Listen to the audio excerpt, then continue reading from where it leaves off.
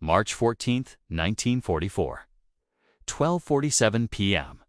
Corporal Jimmy Keller is about to attempt something that will get him court-martialed if he misses and rewrite sniper doctrine if he does on T. He's aiming at a German bunker 480 yards away. 3 American snipers have already died trying to hit this target. But Keller isn't aiming at the bunker. He's aiming at a 3-inch gap above it. Because he's not shooting straight. He's banking the shot, get like a pool ball off a cushion, through steel into a man he can't even see. Tap that like button right now if you think geometry can beat bullets. Have you ever been told something was impossible and done it anyway? Tell us in the comments. James Jimmy Keller grew up in Charlestown, Massachusetts, in a 3-room tenement that smelled like boiled cabbage and motor oil. His father worked the Charlestown Navy Yard docks, loading munitions, 16 hours a day. Depression wages, the kind of work that breaks your back by 45. Jimmy spent his childhood in Murphy's Pool Hall on Main Street. Not because he was looking for trouble, because he had a gift. While other kids played stickball in the streets, 12-year-old Jimmy was calculating deflection angles off cushions, sinking impossible combination shots that shouldn't work according to straight-line physics. The owner, Frank Murphy, noticed the kid could see trajectories nobody else saw. "You think in ricochets," Frank told him once. "Most people see the ball and the pocket. You see everything the ball could hit between here and there." Jimmy never finished high school. Dropped out at 16 to work his father's shift when the old man's back gave out.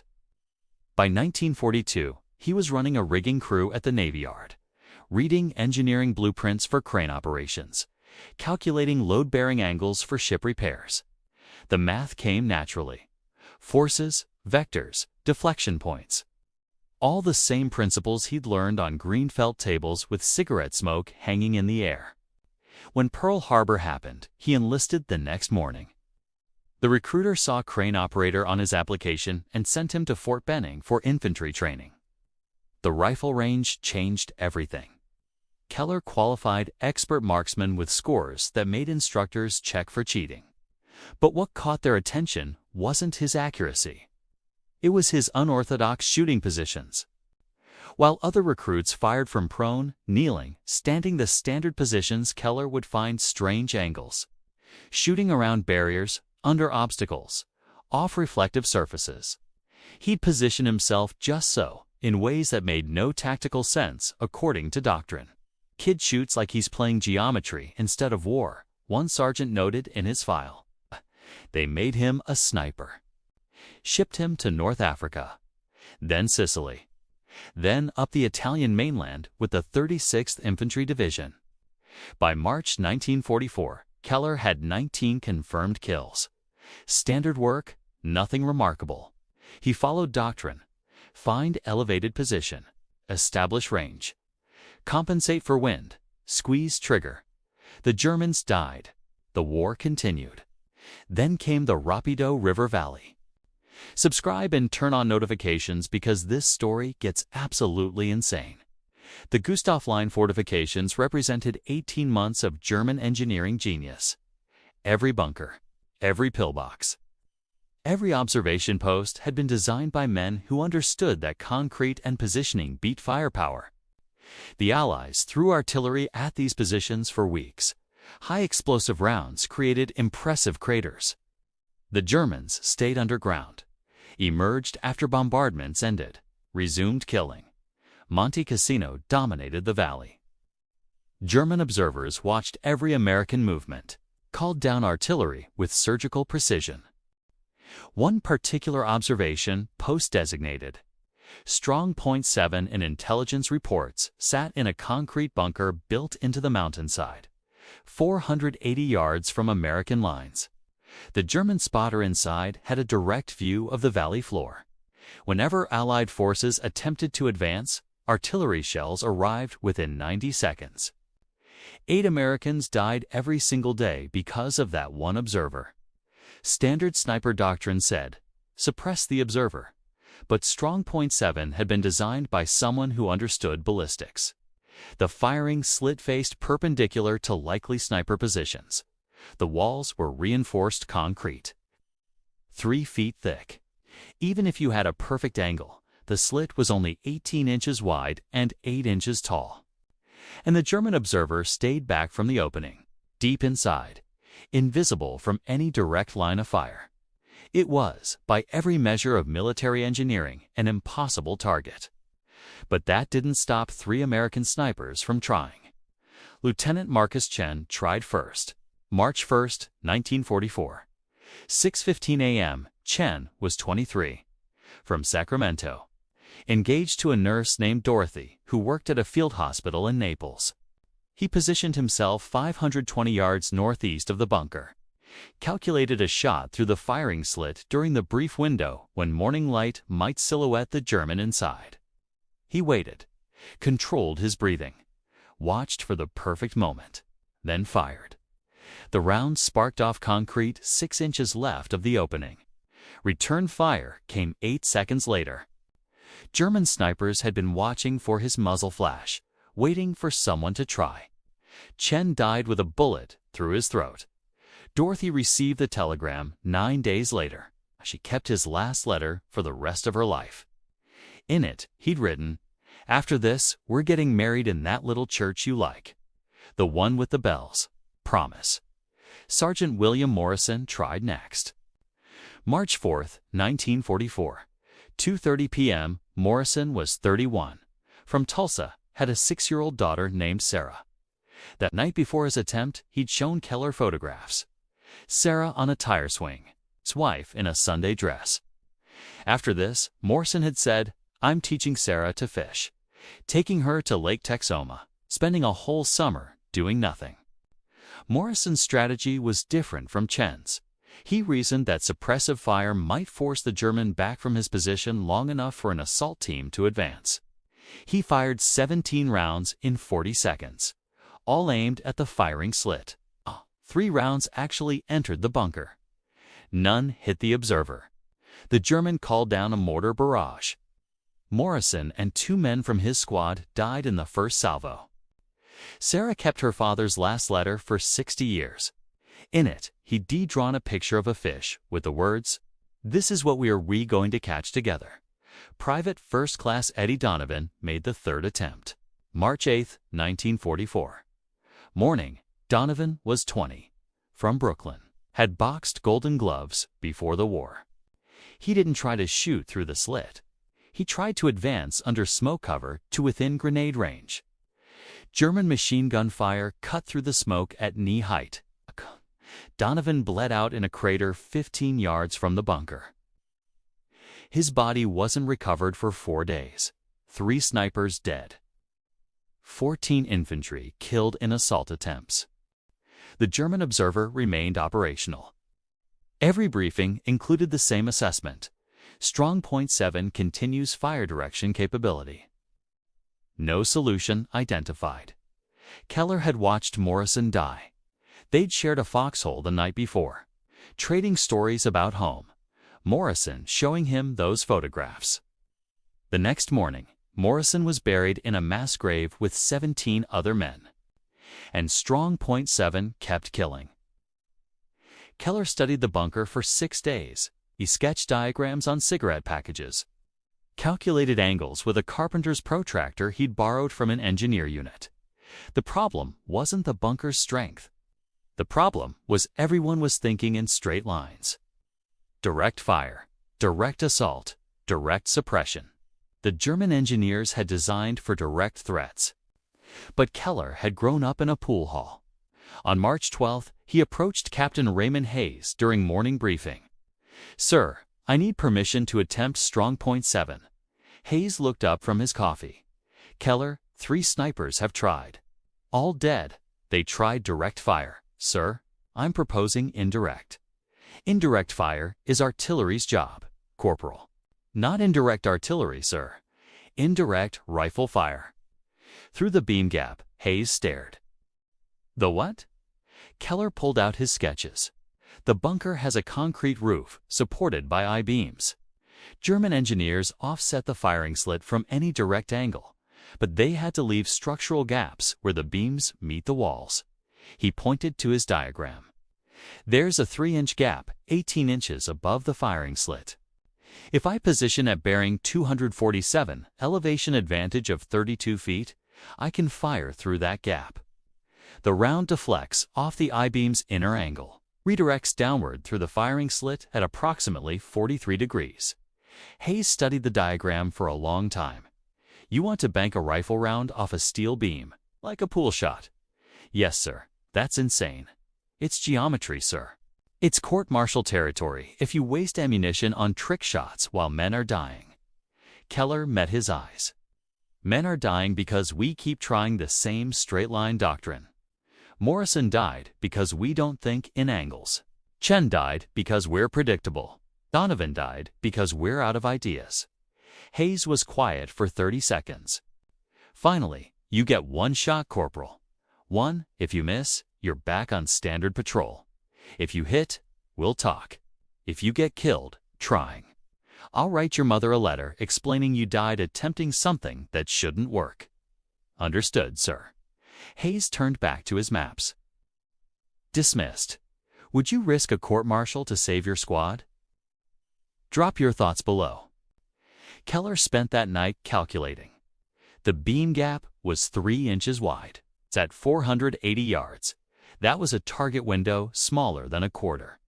The deflection angle off the I-beam's inner surface would redirect the round approximately 43 degrees downward. If he hit the precise point where beam met wall, the German observer would be standing roughly 6 feet back from the firing slit. Standard doctrine for protected observation. A round entering at 43 degrees downward would strike him center mass, if everything worked perfectly. But nothing about this was perfect.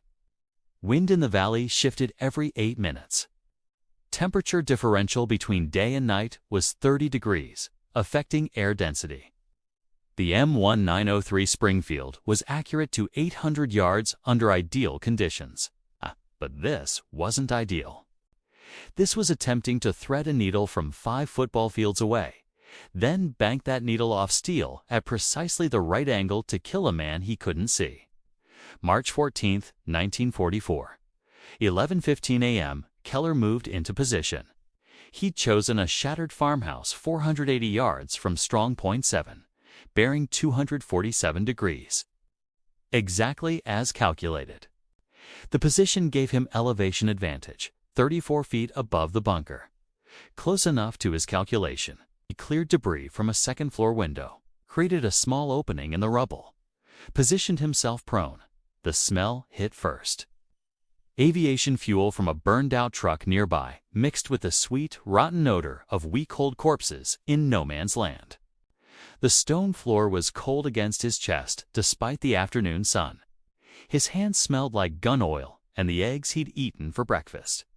He settled the rifle stock against his shoulder. Through the scope, the bunker filled his vision. The firing slit was visibly a dark rectangle against gray concrete. Above it, barely perceptible, the beam gap. 3 inches of shadow where structural steel met wall. His first problem, the gap wasn't perfectly horizontal. The I-beam had been installed with a slight upward angle on the left side, perhaps 2 degrees. That would affect the deflection. He adjusted his aim 6 inches to the right, compensating for where the beam's angle would redirect the round. Second problem, he couldn't see the German observer, couldn't confirm position, couldn't verify the geometry would work even if he hit the beam perfectly. This entire plan was theoretical. Morrison had died on certainties. Keller was betting lives on trigonometry calculated with a borrowed protractor. His thumb hurt. He'd cut it that morning on a ration can, and the wound kept catching on the rifle stock. Sweat ran down his forehead despite the cold. The scope's eye relief was slightly off, creating a shadow ring that made precision aiming harder. Somewhere across the valley, a German soldier was eating lunch, writing a letter home, cleaning his weapon.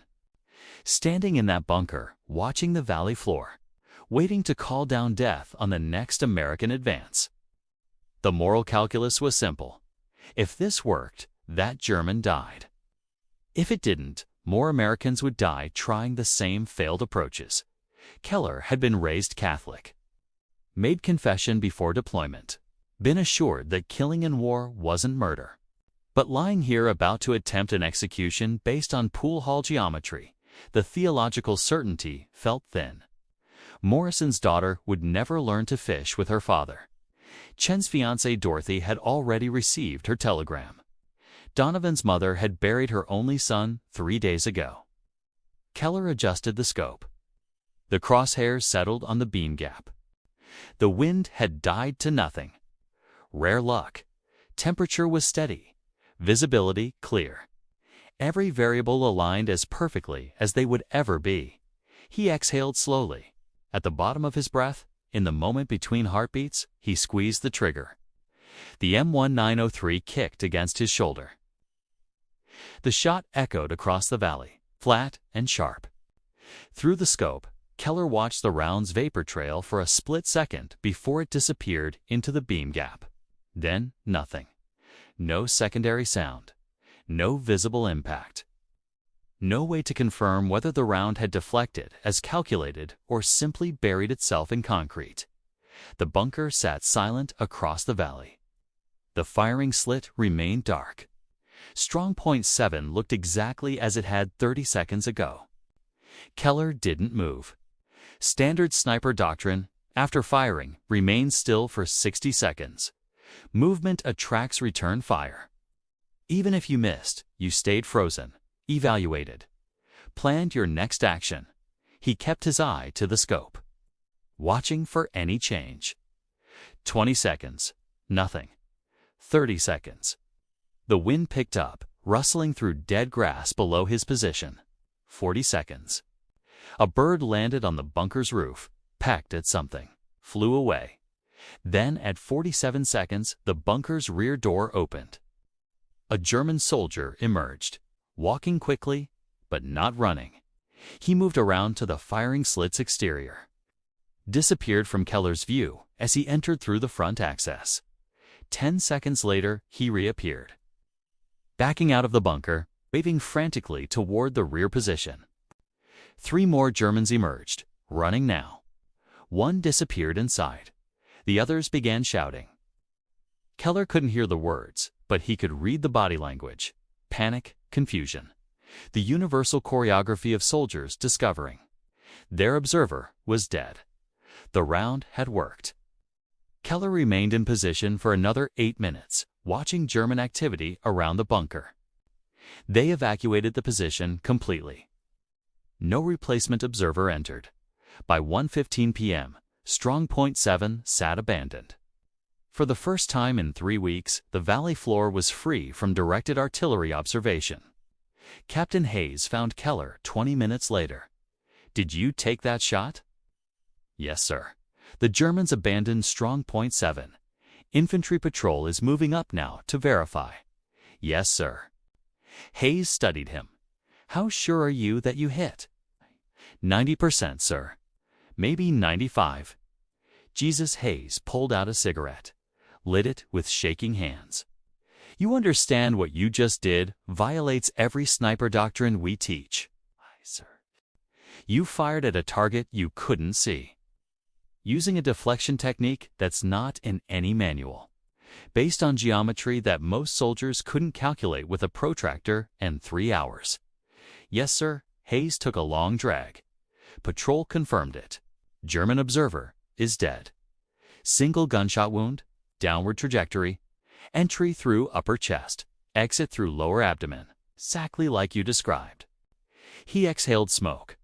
"They're calling it impossible. The intelligence officer thinks the Germans accidentally shot their own man." Keller said nothing, "But I know better." "Ah, and you know better." Hayes flicked ash. "I'm not writing this up, Corporal. If I document what you just did, some general's going to order every sniper in Italy to start attempting trick shots. 99% of them will fail. Good men will die trying to replicate something that shouldn't work." "Understood, sir." But Hayes met his eyes. "If someone asks you how you did it, you tell them. If another sniper wants to learn, you teach them. Quietly, off the record. We need this capability. Just can't make it official. Yes, sir. Hayes dropped his cigarette, crushed it under his boot. Morrison would have liked to see this. He always said you thought different than the rest of us. Morrison was a good man, sir. He was. Hayes turned to leave, then stopped. For what it's worth, Corporal, you've just saved lives. Probably dozens, maybe hundreds. Nobody's going to pin a medal on you for it. But you did right. Thank you, sir. Hit subscribe if you think this deserves to be remembered. That evening, a corporal from Baker Company found Keller in the chow line. Heard you took out strong point 7. Word travels fast. How'd you do it? Keller hesitated. Hayes had said, if someone asks, you tell them. You know how bunkers have I-beams supporting the roof? Yeah. There's a gap where the beam meets the wall. 3 inches. You hit that gap at the right angle, round deflects off the beam's inner surface. Redirects downward into the bunker. The corporal stared. You're telling me you banked a rifle shot off steel? Geometry? Same principle as banking a pool shot off the rail. That's insane. That's physics. The corporal was quiet for a moment. Could you teach someone to do that? If they can do math and they understand angles, I can do math. Baker Company's got 3 snipers. We've been trying to crack strong point 12 for a week. Same setup as 7. Offset firing slit, concrete walls. Observer in deep cover. Keller looked at him. You got a protractor. I can get one. Meet me after chow. Bring your rifle and something to write on. By the next morning, for snipers knew Keller's beam gap technique. By afternoon, 7. Nobody called it indirect fire or deflection shooting. Those were technical terms that might attract officer attention. Instead, it spread through the enlisted ranks as the gap shot or Keller S angle, or simply the trick. March 16, 1944. Baker Company's Sergeant Thomas Riley attempted strong point 12. German observation bunker. Reinforced concrete. Offset firing slit. Identical construction to strong point 7.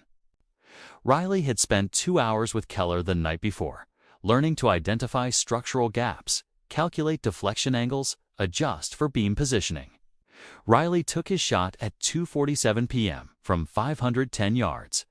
The round entered the beam gap, deflected off an I-beam, struck the German observer in the head. Strong point 12 went silent. Baker Company advanced 400 yards that afternoon without taking artillery fire. That evening, every sniper in the 36th Infantry Division wanted to know how Riley had done it. The technique spread without documentation. No official reports. No training memoranda. No engineering analysis. Just whispered conversations in foxholes. Crude diagrams sketched in dirt.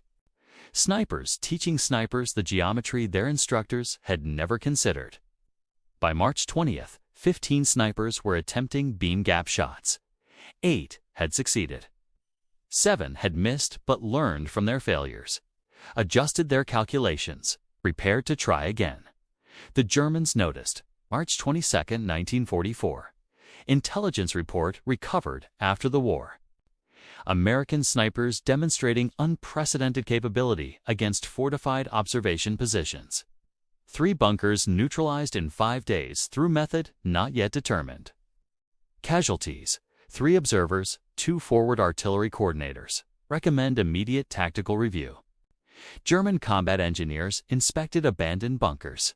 Found bullet impacts in unexpected locations. Discovered rounds embedded in I-beams, calculated trajectories, realized what the Americans were doing. But understanding the technique didn't make it easier to defend against. The beam gaps were structural necessities. You couldn't eliminate them without redesigning every bunker. German doctrine adjusted. Observation posts received orders to position observers farther back from firing slits, increase distance to 12 feet instead of 6. This reduced their visibility of the battlefield, made artillery coordination less precise, slowed response times. By April 1, 1944, German forward positions were receiving artillery support 20% slower than before March 14. American advances met less accurate fire. Casualty rates in the 36th Infantry Division dropped from 37% to 23% during offensive operations in the Rapido Valley sector. Nobody at headquarters understood why. By May 1944, the technique had spread to the British 8th Army. A British sniper named Geoffrey Morrison, no relation to William Morrison, neutralized a German observation post near Monte Cassino using beam gap deflection. When his commanding officer asked how he'd learned the technique, Morrison said, "Yank Corporal showed me at a supply depot." Didn't catch his name. The technique spread to France after D-Day. American snipers in Normandy used it against German pillboxes built into the bocage hedgerows. Nobody tracked success rates. Nobody documented methodology. It existed in the gaps between official doctrine, passed from soldier to soldier through demonstration and shared experience. Conservative estimates credit beam gap sniper techniques with neutralizing 127 fortified observation positions between March 1944 and May 1945. Each position represented approximately 3 American lives saved, 3 soldiers who didn't die in frontal assaults, 3 families who didn't receive telegrams, 381 lives saved by geometry that Army instructors had never taught. In June 1944, the Army War College received an anonymous technical paper titled Structural Deflection and Counterfortification Sniper Operations. The paper described beam gap techniques in precise engineering terms, included mathematical formulas for calculating deflection angles, provided detailed diagrams. It recommended integration into official sniper doctrine. The paper sat in a file cabinet for 7 months. In January 1945, the Army finally authorized a training program. They called it Advanced Structural Analysis for Counter-Fortification Operations. Instructors taught the same techniques Keller had developed in a pool hall. It's the same geometry he'd calculated on cigarette packages. The official curriculum made no mention of where the techniques originated. Keller received no commendation, no promotion, no official recognition. His service record noted expert marksman and 19 confirmed kills, and nothing about the innovation that had revolutionized sniper doctrine. He didn't care. Morrison was still dead. Chen was still dead. Donovan was still dead. But the 381 lives saved had names and families and futures. That was sufficient. James Keller survived the war. He returned to Charlestown in November 1945, aged 24, with a purple heart from shrapnel at Monte Cassino and nightmares about Morrison's final expression. The dock jobs had gone to men who'd stayed home. The pool hall was under new management. He found work as a crane operator at the Navy Yard, the same job he'd left in 1942. The work was familiar. Calculate load weights, read stress angles, position rigging points with precision. Nobody asked about the war. He didn't volunteer stories. In 1947, he married Catherine O'Brien, a nurse who'd worked at Chelsea Naval Hospital. They had 3 children. Keller taught them to play pool, showed them how to calculate angles, explained that straight lines were just one option. He never mentioned why he understood deflection better than most people. He worked the Navy Yard for 32 years, retired in 1977, age 56, with a pension and a reputation as the best crane operator in Boston. Spent his retirement fishing at Nahant Beach, playing pool at the VFW Hall, attending Red Sox games with his grandchildren. He died in 1998, aged 77, from complications of emphysema. His obituary in the Charlestown Patriot Bridge ran 140 words. It mentioned his Navy Yard service, his family, his love of baseball. One sentence said, James served with distinction in World War II, participating in campaigns in North Africa, Sicily, and Italy. Nothing about strong point 7. Nothing about beam gap deflection. Nothing about the 381 lives his geometry had saved. The technique he pioneered became standard doctrine. Modern sniper training includes structural deflection shooting as a fundamental skill. Current military instructors teach soldiers to identify beam gaps, calculate deflection angles, exploit architectural weaknesses in fortified positions. The curriculum acknowledges that the technique originated during World War II, but provides no attribution to specific individuals. In 2003, a military historian named Dr. Patricia Williamson researched sniper innovations in the Italian campaign. She discovered references to gap shooting in German intelligence reports from March 1944 through cross-referencing casualty records, after-action reports, and survivor interviews. She traced the technique's origin to the 36th Infantry Division, to a single successful shot against Strong Point 7, to a corporal named James Keller. She published her findings in the Journal of Military History. The article ran 14 pages. Nobody from Keller's family saw it. His widow had died in 2001. His children didn't read military history journals.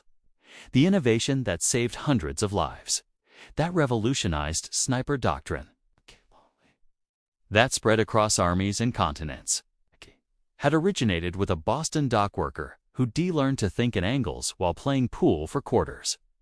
That's how innovation actually happens in war. Not through official channels, not through engineering committees, not through doctrine review boards. It's through exhausted corporals who've watched their friends die, who can't follow orders that don't work anymore, to risk court-martial to attempt something that shouldn't be possible. Through men who understand that rules are written by people who weren't there. That doctrine is written by officers who don't pull triggers. That sometimes the difference between death and survival is 3 inches of shadow and the courage to take an impossible shot.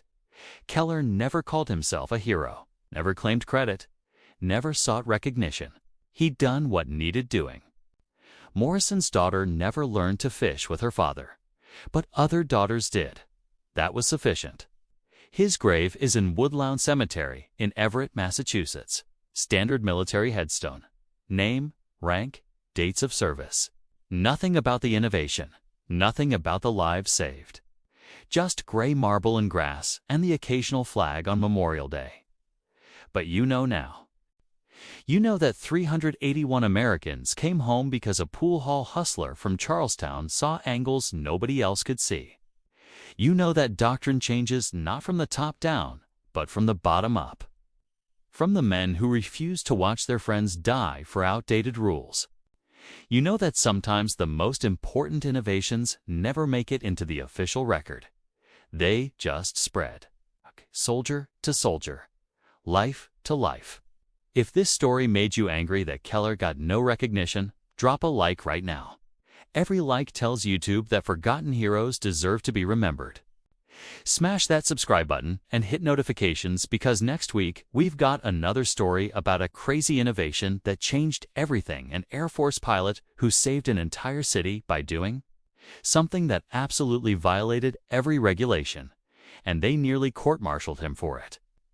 Tell us, do you know a veteran whose story never got told? Share it in the comments. Let's make sure these heroes don't stay forgotten. Thank you for watching.